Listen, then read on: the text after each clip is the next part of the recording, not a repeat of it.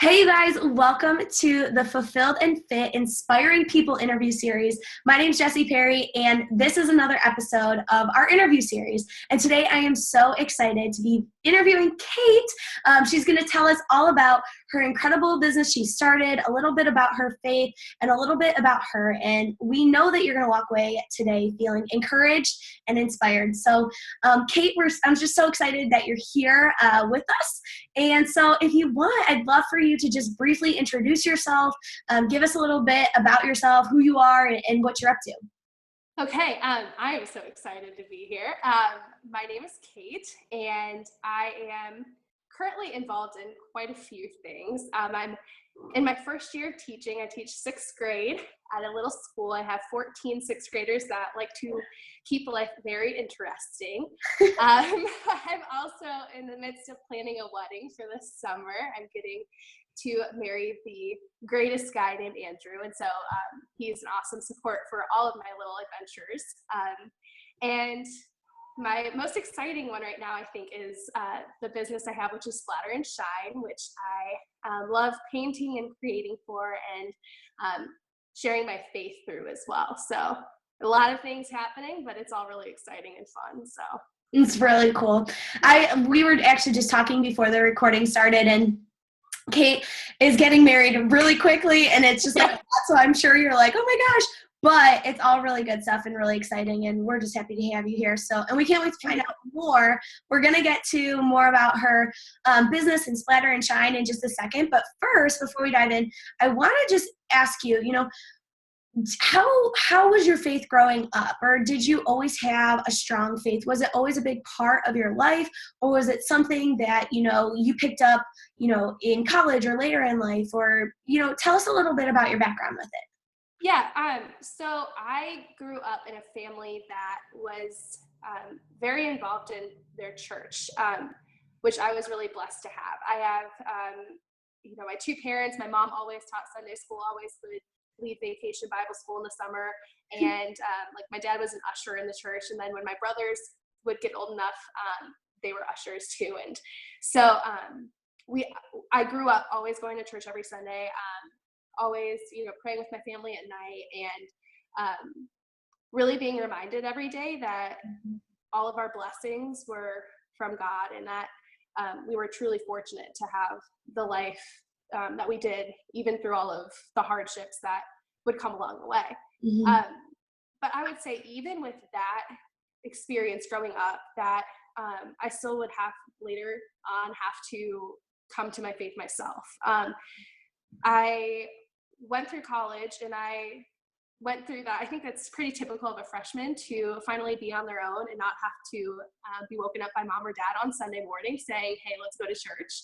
Mm-hmm. So I didn't. I slept in on Sunday mornings, went to, my brunch at school in the North Commons. So just shout out to Ohio State. And I would go there every Sunday. And so I kind of just drifted away. And whenever I would go home, I would go to church again. But I don't know, it just wasn't a priority for me. Mm-hmm. I remember my sophomore year, I met my best friend Logan, and we started going to a church there together, which got me back into that routine, but also starting to open up more about challenges that I was facing as a college student, as a young adult female. And thankfully through that friendship, I was kind of guided back to my faith and recentered on that faith. Mm-hmm. But still, that wasn't like the turning point, I guess, of when I took ownership of my faith. After Ohio State, I had to continue my education to become a teacher. And I moved down to Charleston, South Carolina to go into a master's program. Mid-semester, my advisor pulled me in and said, hey, none of your credits from Ohio State are going to count unless you give me some syllabus or give me some syllabi for those classes. And I was like, you got to be kidding me. And so I, sobbing to my mom, had to be reminded, this is part of a grander plan. We might not know what, but I ended up moving back home. Shortly after that, the guy I had been dating broke up with me. And it seems like everything was falling apart. And so that's when I kind of started to go to the Word myself, really trying to find the truth that I was looking for to be reminded of. And it still took a few months after that where a family friend of ours that had been there all of my life kept getting on me to join a young adult, like Bible study connection group is what we call them. And I finally ran out of excuses to avoid it and went one night and actually met my future husband there that night. And instantly it was just weird because instantly it just felt like I had been, I came home to that group. Even though it was my first time there, I felt like there was such a peace about being there. And so I kept going to that group, and this is a long process. Sorry, guys, but keep going. I had one more loophole to jump through for becoming a teacher, and those were these tests that you have to take in order to get certified to teach those subjects. And I had to take a social studies and English one, and then an education one. I had passed education and English, and I had social studies left. And this test has to quiz you over anything that's happened in history. And so there's a lot that happened, obviously. I would fail that. Yeah, and it's like, I'm not the greatest test taker either, so it was a lot of pressure. But I took that test, and it gives you a report back right away if you passed or failed, or passed or not passed, as they say. But I went to go check this score and found out that I had not passed. And this was like a huge shot to my heart, because I was like, is this God saying this is not the right thing for me? Because I needed that to pass that test to be able to move to the next stage. And as I was driving to this group, because this all happened at the same day that I had this young Bible study, I was driving and listening to my favorite song, which came on, which was Lauren Daigle's Trust in You. If you haven't heard that, listen to it. Yes. And as I'm driving, I kid you not, there is a rainbow across the sky. And that's, God's symbol to us, that he's promising to watch over us and keep us safe.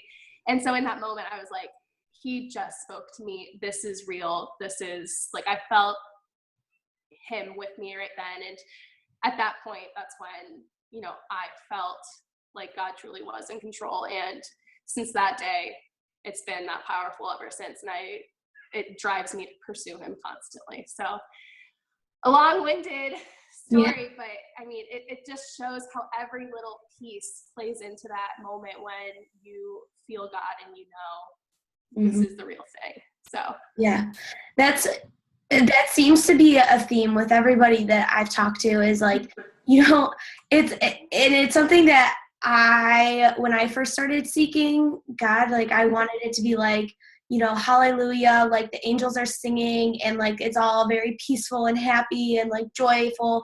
Right. And just not, like, he tears you down sometimes, closes doors, changes your plans. Exactly.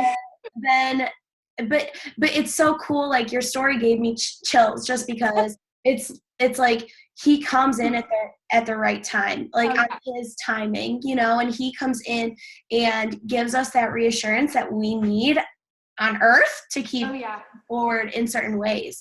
And that is just so cool. Like, I just think that's awesome. So obviously you got to finish your story. You retook the test, right? And passed it. I did. So I mean, it's still, even seeing the rainbow and hearing that song, I'm still sitting there like, what's going to happen though? What is next? And so I scheduled myself to retake that test. I met with a professor. They reassured me. They're like, Caitlin, you are meant to do this. Like, we can tell in your heart that you are going to be the greatest teacher. No test can really say that you're not going to be, and it doesn't prove that you aren't worthy of being a teacher. Right. Signed up to retake it, studied a lot for it, and ended up passing. So I was good to go. And obviously I am teaching now. So it all worked out. God placed me exactly where I needed to be this year. in a place that I even get to talk about my faith every day with my kids, which is just like truly remarkable to be able to do that. So that's really cool. I mean, talk about using you to your fullest potential. Like, that's amazing. That's amazing. So is there something that you do daily that keeps that strong faith with you, or something that you, and maybe it's not daily, maybe it's periodically, that has really helped you? Because, like, the worst thing you could do, I feel like, is feel that moment and then like, just like let it go and not pursue him and then just let it fizzle. But you said it's been that strong and that powerful and that convicting. Is there something that you do that personally for you, it really works to help you connect? I mean, it's always going to be a challenge no matter what you do. I mean, the devil's working so hard to not let you have that close relationship constantly. And so it's a constant fight to stay close to God. And I am not great at doing what I want to do daily to keep myself in the Word. I have my moments where every morning I will, instead of jumping to my phone to look at the latest social media, I'm like, okay, I'm going to jump to my Bible and read something. Usually I read from Ephesians because Ephesians is just like the feel good. Like, if you need to feel empowered and just so encouraged, go to Ephesians.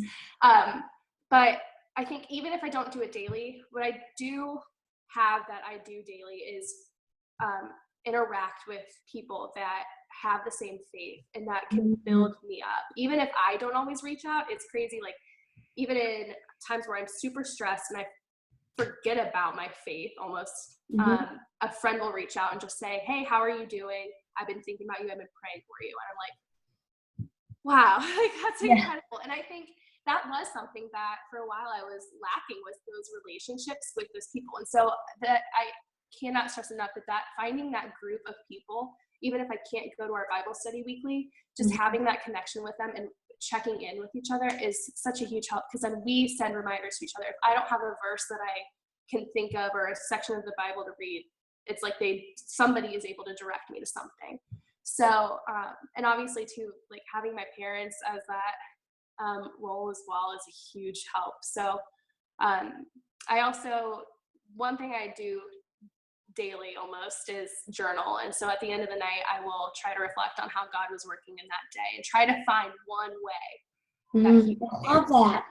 So yeah. Yeah, I love that. And you hit on like so many things. I feel like I could go so many directions with it, but I'll just recap it. Like, first of all, I love that you're being honest and real. Like, some days you just don't get to it. And like, it's not like you're not Christian if you you become overwhelmed by worldly things. I mean, we are still humans and we are still imperfect, and like, that's okay. It's okay to slip up and get off track. And the important thing is that you are recognizing the things that will help you get back on track. But I think that, that's one of the biggest things. I feel like when I talk to other people, they get stumbled or they get scared about diving in because they're like, well, I'm not perfect, or I can't commit to that, or I can't do something every single day. And it's okay. So I, first of all, love that you are obviously admitting that, because it's something we all go through, and there's nothing to be, scared about or anything like that, with it. The second thing I love is you're so right with the community and the support. I mean, seriously, and I don't know how you could build your faith completely alone. So that, for anybody watching, if you can get involved in your local church, in groups, in friends, in workplaces, in this community, this virtual community, like, the reason why we're creating this is to build people up, and so that we have people to kind of like ask questions to and pray for and, pray over and things like that. So I love all that. I have to jump into, because you said, like, one thing that somebody has mentioned to me before, but like, when people say that they're not perfect, and I just want to say, like, that's what God loves, the imperfect. Like, he knows we're not perfect, but he's there to like mend everything together and to like make it whole at the end. And so that's what I just like, we're meant to, what happened at the beginning of time was that there was sin, and so we were imperfect, and so he doesn't love us any less for that. And so that's just 100%. Yeah. So true. And he uses the most imperfect people to Yes. do extraordinary things, which is like the coolest part about it is like you do not have to be on point to be loved by God. Right. Quote of the day.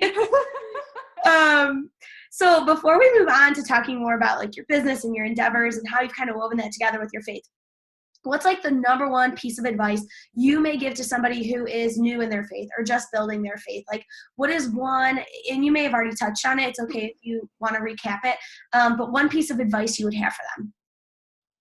I would say if you are new in your faith, I would just remember that what we were just talking about, that it's okay to be imperfect.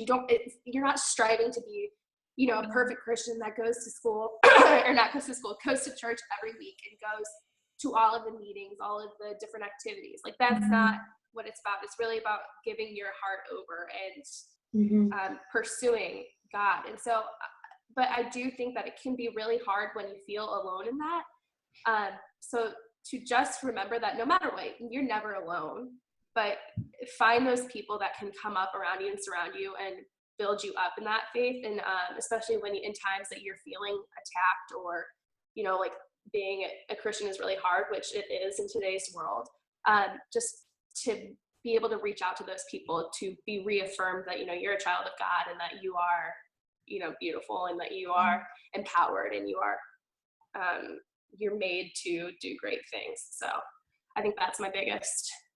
I love that. Yeah. That's awesome. Okay, so now I want to get to the part where we kind of chat a little bit about what you're doing and how you're sort of, using some gifts that you have to bring glory to God and to help other people and to also, have some fulfillment yourself. That's important. Yeah.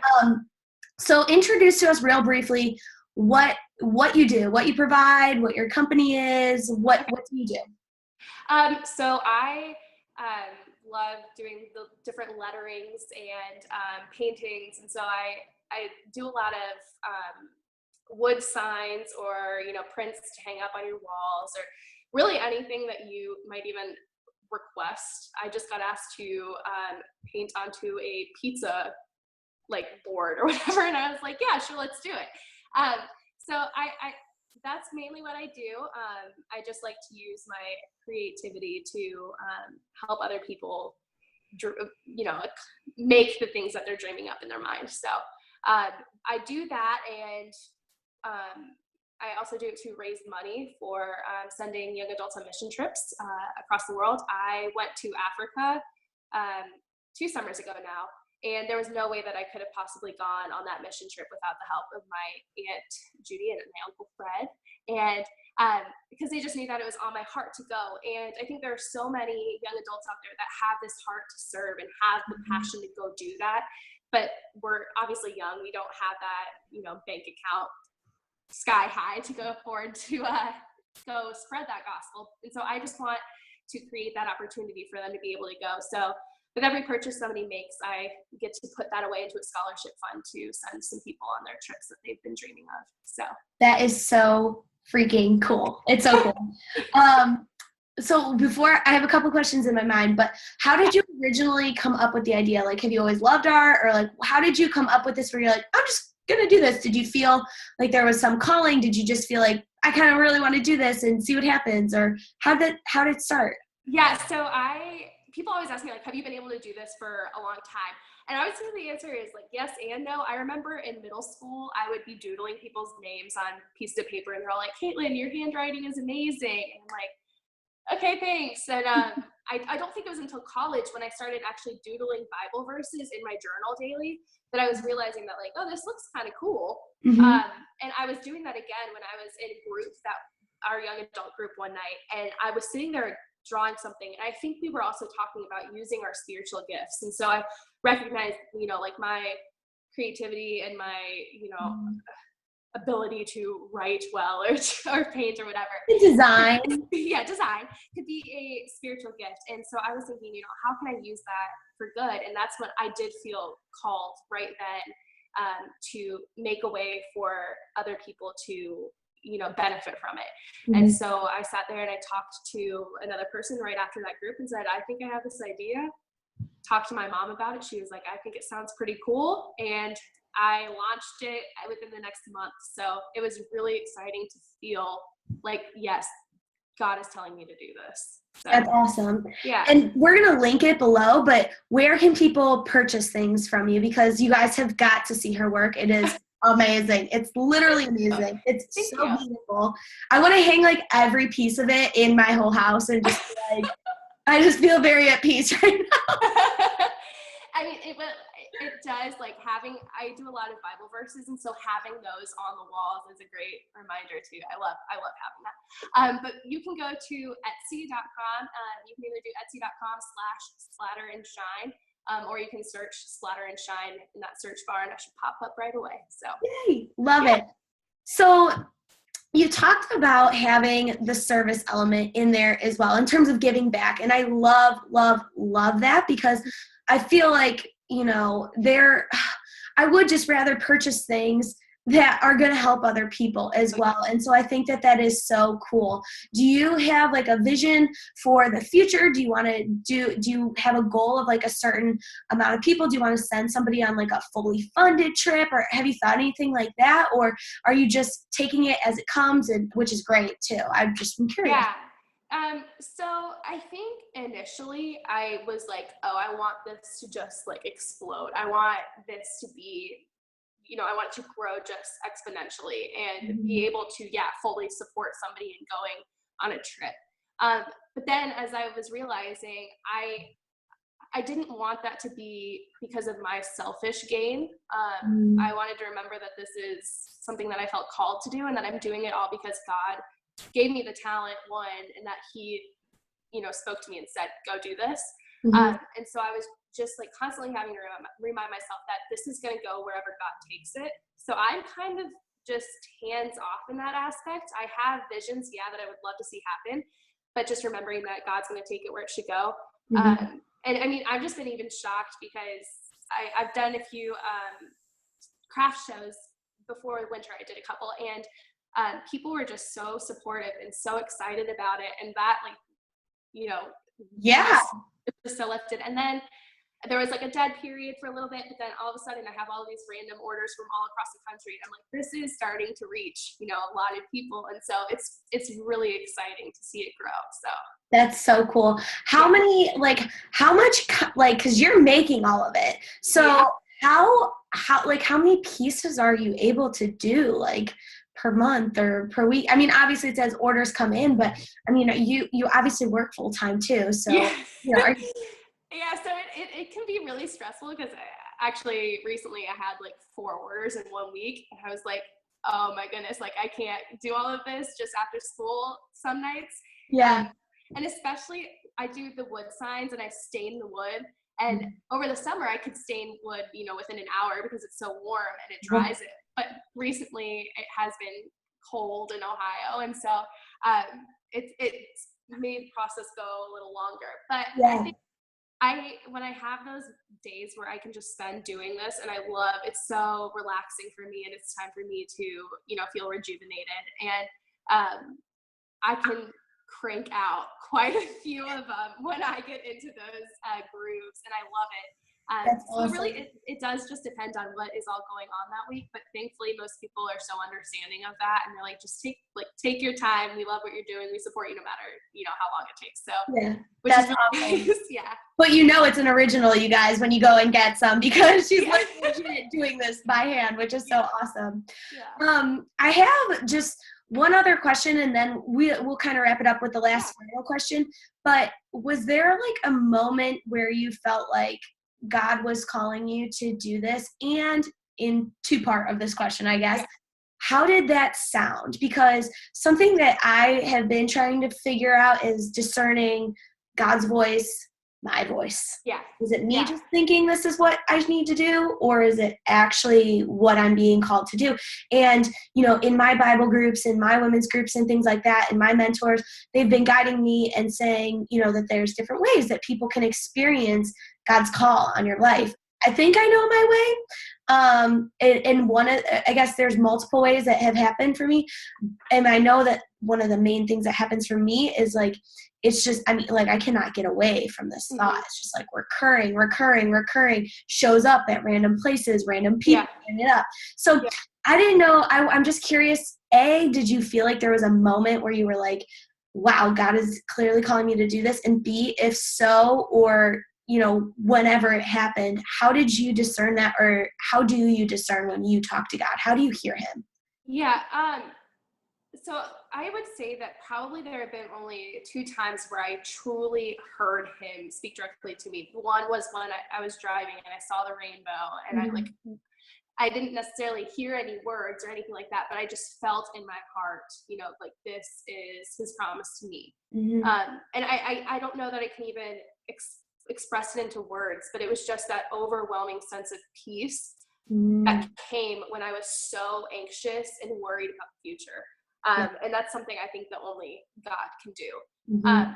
And the second time when I felt called for this business, like I said, I was just sitting there in this Bible study, and I think we were talking about spiritual gifts, and I was just really reflecting on that and probably doodling in my journal as well, just as because I am kind of like ADD in that sense. I need to be drawing and stuff while I have all of this great talk happening around me, because I don't want to forget anything. But I think, again, it was just this overwhelming sense of somebody, like taking over me and saying, like, you could use this, you could turn this into something to glorify me and glorify, my world, and help spread the truth about me.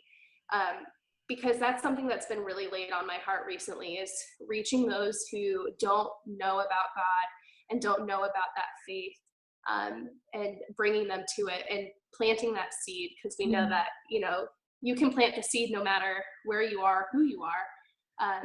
And so I just wanted to be able to, even if it's just by posting one of my pictures on Instagram and somebody's scrolling through it and seeing it and seeing a verse for the first time, like, that's incredible that they just, eyes were open to it. So and I think that God speaks so differently to everybody. So what I had this overwhelming sense of peace, it might be more direct, and you might feel rocked rather than you might be like, holy cow, he just said something to me. But I think it's just being open to that and not being afraid of, what he might be saying, because what he might be calling you to might be completely different than what you had ever expected. So just being open to it and listening and praying about it then too. So I love that. Like, everything, I just love that. And I love hearing about it from other people, because, like you said, everybody experiences it so differently. And that peace is so cool. And clearly, in the world we live in, peace like that is very far and few between. So obviously it was very evident to you in those moments. And, I think one of the hardest things, and then we'll wrap up in a second, but this is just on my mind that I'm going through right now, and I don't know if you can relate it all, is like being okay with God changing your plans. Yeah.